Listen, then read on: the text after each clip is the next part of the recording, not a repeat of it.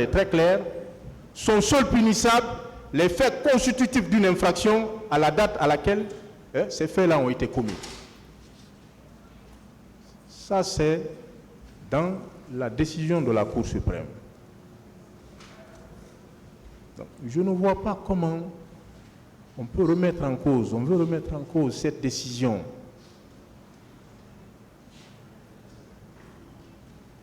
Je ne comprends pas. Mais, Monsieur le Président, honorable membre du tribunal, pour le seul bénéfice de la discussion, si par extraordinaire, vous passez outre l'irrécevabilité soulevée, et là peut-être je vais vous surprendre, positivement ou négativement selon les positions des uns et des autres, le principe est très clair. Pour ce débat-là, le principe il est très clair.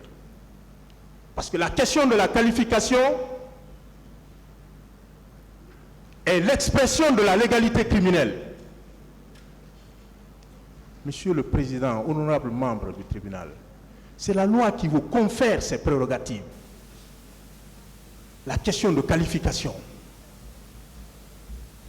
Personne ne peut vous dénier ces prérogatives.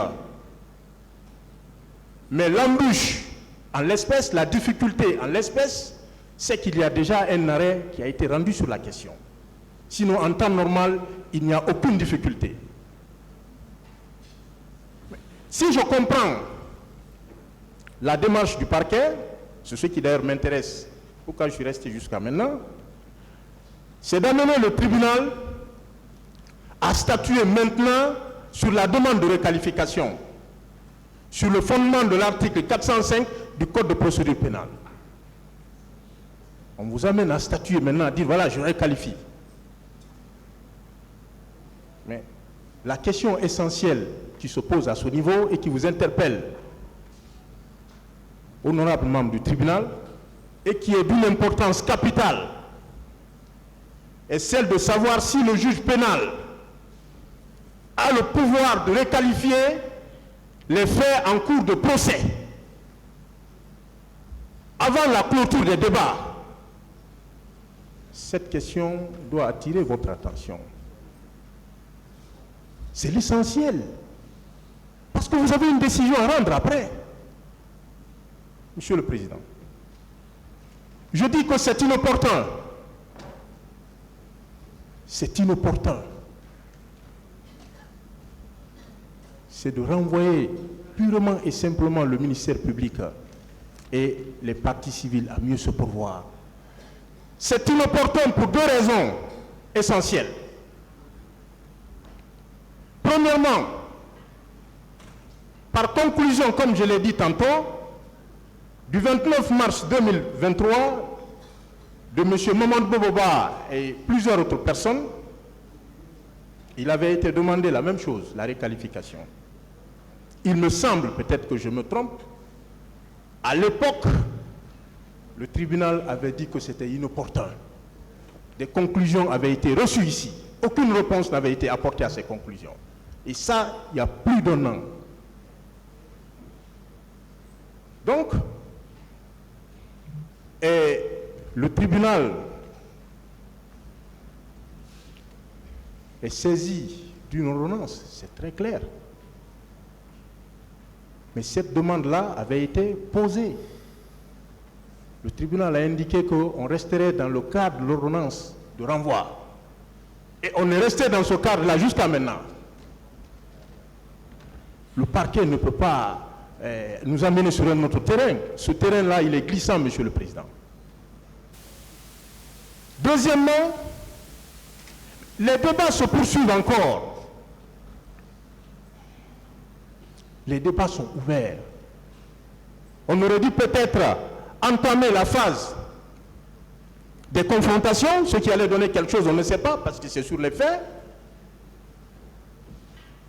Le tribunal aurait dû ordonner une mesure, certes le transport judiciaire, toujours pour être convaincu de certains faits. On est encore en cours de débat. Comment vous voulez qu'on procède à une requalification? Je dis que ce n'est pas possible, ce n'est pas opportun, encore une fois. Parce que si le tribunal prend une décision tout de suite de réqualification, et c'est ce que le parquet veut, voilà, le tribunal se retire et voilà, examine cette question, réqualifie les faits ou ne réqualifie pas ces faits. Ça va poser problème. Parce que si le tribunal se retire pour dire, voilà, nous réqualifions les faits qui étaient considérés comme crimes de droit commun en crimes contre l'humanité, on aurait déjà condamné nos clients avant l'heure. Nos clients auraient connu leur sort avant l'heure. Pourquoi le tribunal n'attendrait pas dans sa décision pour voir la position qu'il faut prendre en fonction des débats qui sont encore ouverts? On aurait jugé nos clients, c'est terminé. Mais pour l'heure, nous contestons. Nous disons qu'ils sont innocents. Le colonel Moussa Tchébolo Camara est innocent. Aucune preuve n'a été apportée ici. Aucune preuve de sa responsabilité, en tout cas du point de vue pénal. Et qu'on dise tout de suite, voilà, c'est requalifié, mais c'est terminé, le procès est terminé. Je n'ai pas encore plaidé et je ne voudrais pas que le tribunal décide, que le tribunal tranche en répondant tout de suite à cette demande de réqualification comme le voudrait le parquet.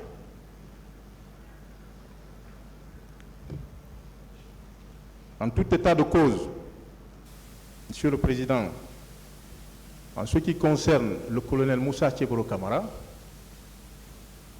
c'est en toute connaissance de cause que les juges d'instruction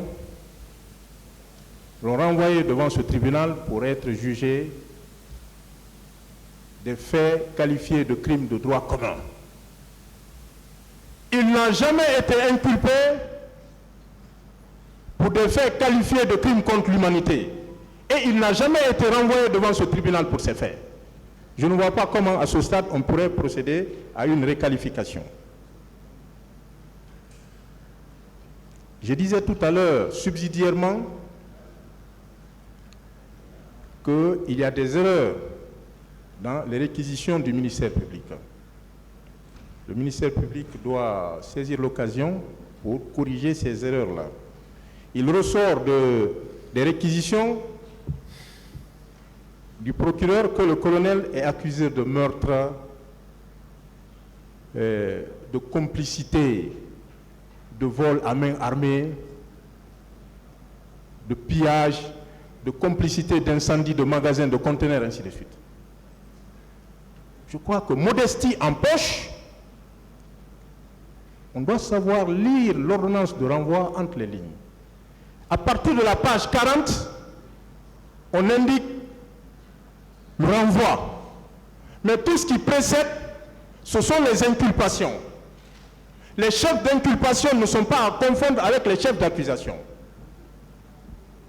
Pour ce que je sache, le colonel Moussa Tchébolo Camara n'est pas renvoyé devant ce tribunal pour être jugé pour des faits de vol à main, de complicité de vol à main armée.